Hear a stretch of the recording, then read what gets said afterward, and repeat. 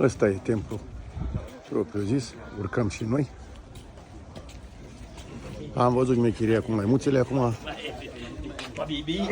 fură, trebuie să le dai ceva la schimb, du-te la poliție, dacă nu convine și vă reclamație că a furat portofelul.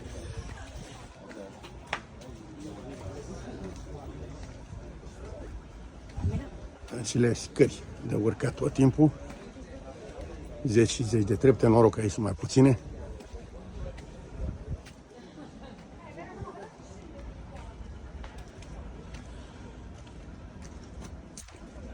Un localnic.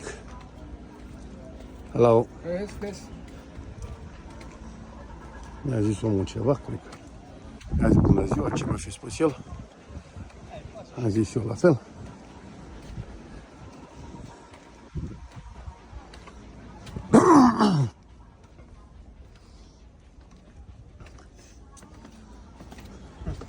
Sta mangiando questo. E che so, pensa a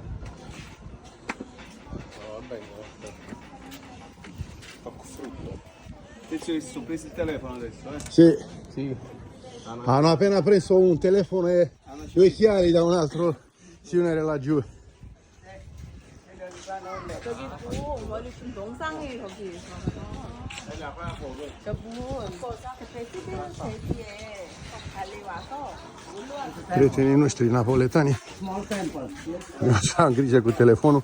Am văzut acolo jos și telefon și ochelari. Ăsta este templu. Nici aici nu poți să intri. Cred că intră decât ai lor. Nu pot să-mi dau seama. Foarte vechi trebuie să fie templul ăsta.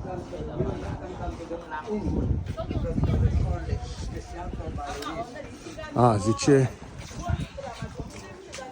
And the temple you can go in to back to Borobudur, Buolawa, Canada, so you can go. A special temple. 어렌적으로 아 있어요? Ce că nu poți să intri în templu. E numai pentru ei. Pentru balinezi. Ia uite maimuțica. Și aici, tot l-a furat. Ia să încercăm așa. Două poze.